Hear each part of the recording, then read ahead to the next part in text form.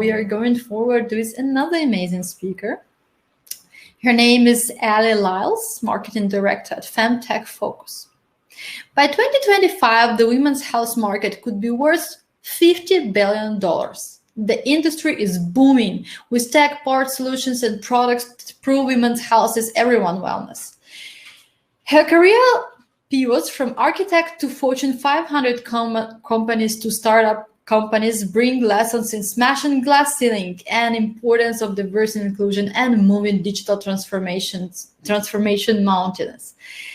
How a 10-year career in digital transformation informs FemTech, an industry riddled from promise, powerful sexual taboos, and empowerment in realizing new solutions to age-old women's problems. And I'm super excited to welcome on the stage Ellie. Thank you for having me. Can you hear me okay? Thanks for joining us. We can see and hear you well. Okay, nice. That's always a plus. Let me go ahead and share. Nice. Yeah, just a second. Yeah, everything works very well. Amazing. Then I will leave the stage to you. And we'll be back for some Q&As if we have some time. Okay, great. That sounds great.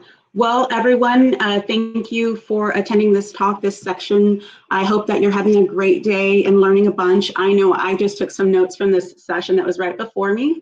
My name is Lyles, and I'm the Marketing Director at FemTech Focus.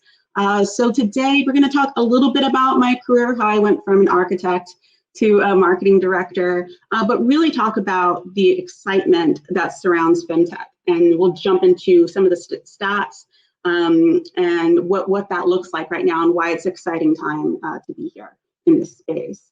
So if you're tweeting right now, my handle is actually at the bottom right. It's @Lyles_, and then I have the event hashtag. Let's see. All right, let me go ahead and move ahead. All right, so a little bit about myself. Like I said, I'm the Marketing Director of FemTech Focus, and I will get into what FemTech Focus is in just a second. And then I'm also Marketing Director of the FemTech Focus podcast with Brittany Barretto.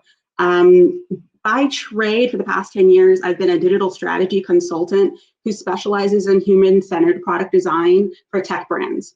So I've worked for Dell, I've worked for General Assembly, I've worked for Direct Energy, I've worked for the Bloomberg administration. Really anything from startup and then leap over into Fortune 50, I've been involved in it. So I've worn many hats over the years, and we're going to jump into why that actually is very beneficial in terms of where I am right now in FemTech. Now, FemTech Focus is a nonprofit organization that provides support for founders through exposure, online networking, product accelerators, and capital access to money. And this is incredibly important to consider in this space. The fact that FemTech Focus serves as a resource for FemTech startups globally. And we have a lot of pride in what we do. So a little bit about me is that basically this is what my career trajectory looks like. And there is a belief, I believe the word is Kaizen, it's Japanese, and it is the ability to make small incremental decisions to improve a situation, and these incremental decisions will lead to a quantum leap in change. So the reason why I bring that up is being a social media specialist. I started off in the former Mayor Bloomberg administration in New York. Then I went to marketing at Dell and acted as a consultant at Dell. Then I went to digital transformation, or most recently, Women in IT Silicon Valley named me Digital Transformation Leader of the Year. That taught me systems thinking. Then I went into product development because I understood from a systems thinking perspective what all it takes to create a product. You know, you need operations, you need marketing, you need sales, you need procurement. There are a lot of pieces here. And then finally, I'm in FemTech. And FemTech is our technology, services, and products that improve women's health and wellness. And women's health and wellness is everyone's health and wellness. And I'll explain to you why that is. So these are conditions that solely, disproportionately, or differently affect women. So let me go ahead and just sum it up in a nutshell. So let me back up out of here, and I want to share this very brief video, because a lot of times folks are asking me, okay, what is FemTech Focus? Like, what is it that I'm supposed to be learning about this really interesting industry? So I will go ahead and play the video.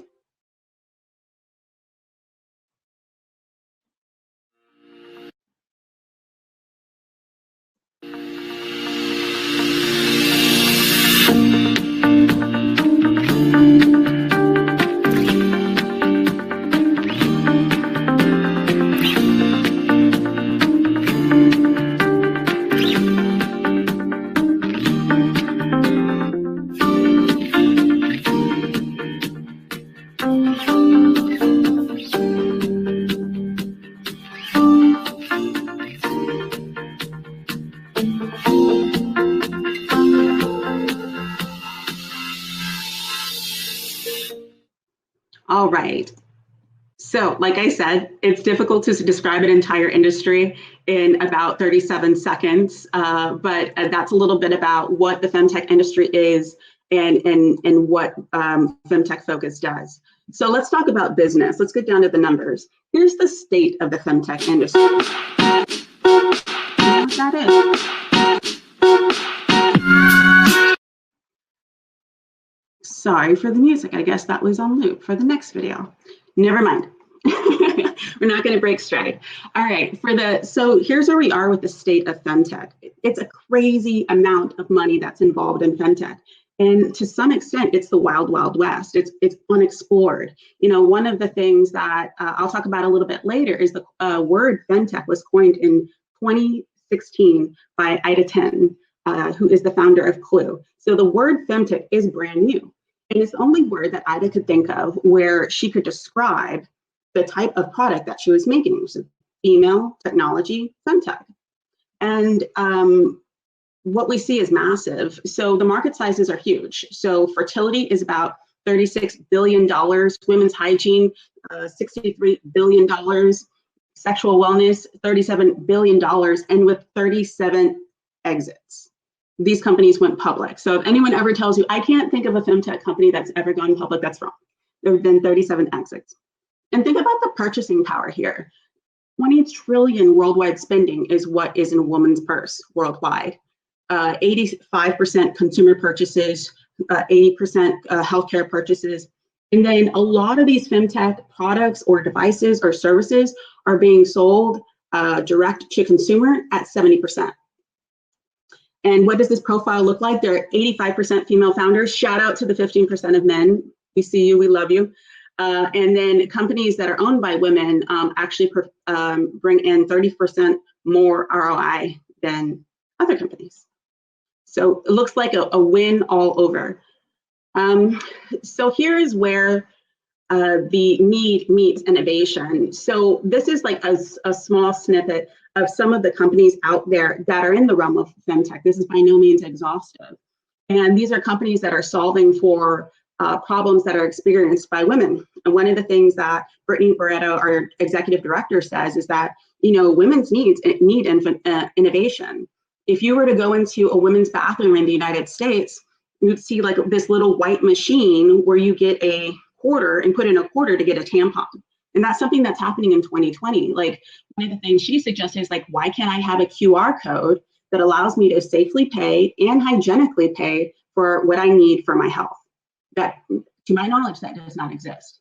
So I've made some notes on the right-hand margin of where the margin is saturated.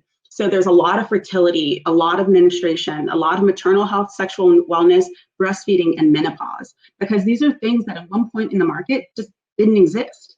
When you think about it, like the way that we are right now, we don't really think about women and technology and design in the same boat. Think about a seatbelt, right? In a seatbelt, women have breasts and women get pregnant. So when they are constantly sort of finagling like how to wear a seatbelt. And that's just like a small example of something that wasn't probably thought of when women were, well, when the seatbelt was being made, I guess. We adapt to it now, but you know, not all is terrific. See? All right. Let me see. Sorry, just give me 1 second here. Here we go. Hopefully, okay, finally. Okay, sorry about that. So here's FemTech investment growth. I mean, this one of the things that we're talking about is like, what does this profile look like? And here's some notable moves. So we're seeing VC activity here. So if you're someone that is interested in venture capital in this specific space, this is what the activity is looking like. And this is from PitchBook, and it was actually recently released over the summer. So you can see that not only is money being given to companies that are seeding, they're being given to companies that are pretty well invested in, talking Series B, C, and D. So the activity has been gaining since 2018, when this bar chart shows. Now, one thing to notice is by 2020, you see that it's only partway here. This was actually pulled in September. So that is why the number looks comparatively a little bit different. However, the recent figures show that 2020 is on pars to beat 2018, which is pretty acceptable given the pandemic. So here's some FemTech investment resources. I mean, there are multiple ways to source a FemTech startup. Of course, you can go the VC route. Here are a couple of VCs that have been very dynamic in this space. However, you can go out for funds, and that's the bucket I call it, the funds bucket, because there are companies that are not technically VCs. However, they do give money to specific installations, projects that are for female founders or for therapeutics or for digital health. And then alternatively, there are always foundations, grants, and pitch competitions. You can actually, here in the United States at least, apply for government grants to be able to work on FemTech projects. Now, here's some barriers to FemTech. I mean, here's where you get that friction. One of the things that's interesting about FemTech is that this is the idea that women and men entrepreneurs, these companies are founding in order to solve a problem that exists in the market. However, once they actually think of that product, there's still some barriers that they need to face when they go to market. So women receive less VC funding in general, especially Black women entrepreneurs. Here in the United States, I believe that women entrepreneurs receive 1% of VC funding. And there are unaware male VCs. So there's an educational curve here for men at VCs who don't understand, why we need like breast milk to be dried and stored, so we don't have to worry about refrigeration. Like for men who don't experience that firsthand, of course, they might have partners that do. It's a little bit different from them. There are untold exits and market sizes. So there's an unclear picture of the entire landscape. I mean, thinking that, FemTech was coined around 2016, this 4-year-old market. So there are activity here that we just haven't documented because we haven't quite known how to classify it. It's difficult to quantify the benefits of sex tech. An example of this is that there is, a lot of times when we think about sex tech, we think about like dildos and things that might be considered a little bit crude. There are people who actually have like libido problems, women who have libido problems, but it's difficult to quantify that. Meanwhile, we are able to quantify male libido in Viagra. So it's this new territory and brings some fuzziness. And there are high barriers to FDA approval. I mean, one of the things that is difficult is when you go through these trials with FDA and you're going through this process, you have to refer to former research to contextualize what it is that you're taking a look at. And to be quite honest, it's not here. It's very, very sparse. And then disqualified from conferences and competitions. Lioness, which is a vibrator, was disqualified from CES a couple of years back, because once they allowed them to enter a category that was like one of the best gadgets of the year, which was on par with like the Roomba and like a bunch of awesome smart home devices, and they said, oh, you're a sex toy? No, you can't be here. And then they eventually brought Lioness back. And then, of course, the historical and systemic exclusion of women. 500 billion in annual medical expenses are attributed to women, yet only 4% of all healthcare research and development is targeted specifically at women's health issues. Just something that's worth noting when you think about the field that you play in.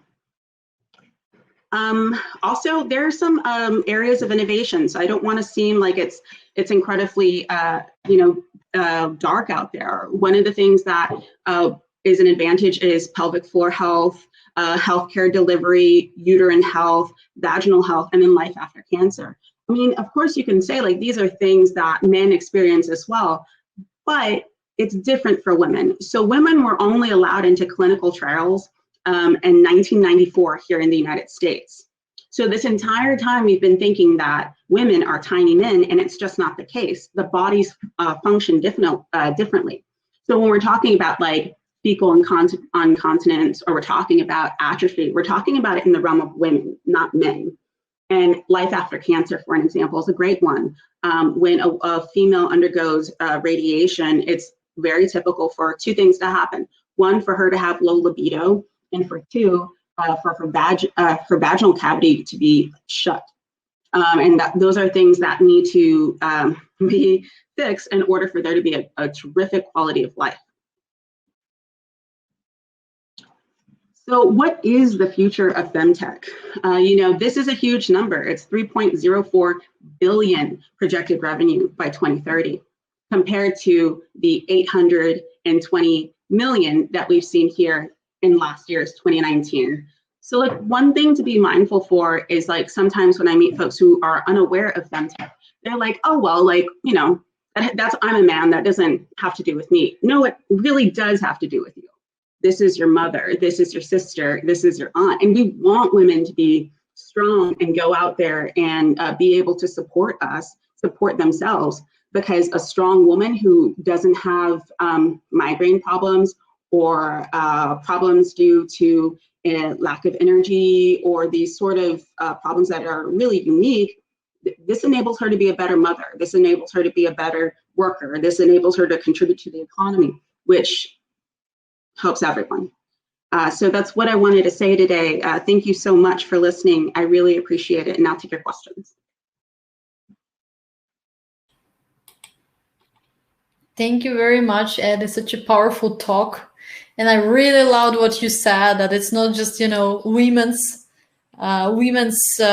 issue, problem, challenge, whatever, it's everyone's, because we want to make women be better mothers, better employees, and better humans in the end. So that's definitely, you got a point. People really love your talk.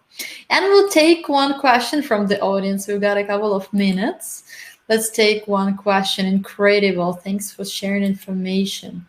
And your talk definitely brings diversity to our content, because you're the only speaker to talk about FemTech, and I think that should be more awareness raised about the topic. Women's health is everyone's health. So true. So true. We've got 1 minute. Very informative. Very interesting. Thanks, Ellie. I find the FemTech very interesting. You are promoting FemTech here as a field of tech. Yes, for sure. Yeah. Did you have a question? What should be the top priority? The top priority for who? Minority women? Or who minority? For minority women? For the VC funding? Yeah, probably. Let's take this aspect, because I think that this is a really, really important one. I think FemTech really doesn't get enough funding. In general, female-led founders don't get enough funding, and then like FemTech as a subject doesn't get enough recognition. Yeah, I know we're going to wrap up soon, and this is not a plug, but I encourage folks to reach out to either me or FemTech Focus, because we have like resources on this stuff. We have a database of about 400 companies in FemTech, and so you can know who looks like you, who's doing what. Right. I think in terms of minority and VC funding, this is something that, I'm not going to lie, is difficult, and the reason being is that it's new territory. There are VC firms who are just looking into investing into FemTech companies.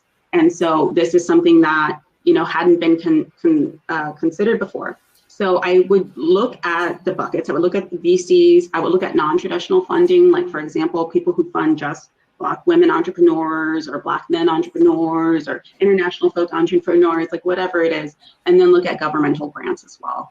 And that would be a good place to start. And eventually you'll kind of do this duck, duck, goose, where you'll be able to like spiderweb and find other opportunities. This is really a good tip, and check out FemTech Focus for more resources. Thank you very much, Ali. And keep up your fantastic work. It was great to have you with us. Really loved your presentation. Stay with us for the networking and the rest for the event. Thank you very much. Thank you. Bye-bye.